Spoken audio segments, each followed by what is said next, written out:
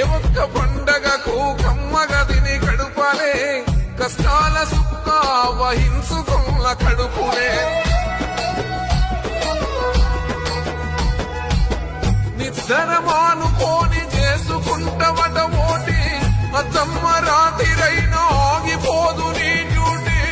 ఎడారి ఆదేశం ఎల్తివి మా కోసం, ఊరు నిడిసి వెళ్ళిన కథను బిడ్డ, నోరిడిసి నేను చెప్పుకుంటారో కొడుకా. ఇంటి మీదికి గొడవై వచ్చినట్టి అప్పులు, కంటికి కొనుకే లేకుండా చేసే తిప్పలు.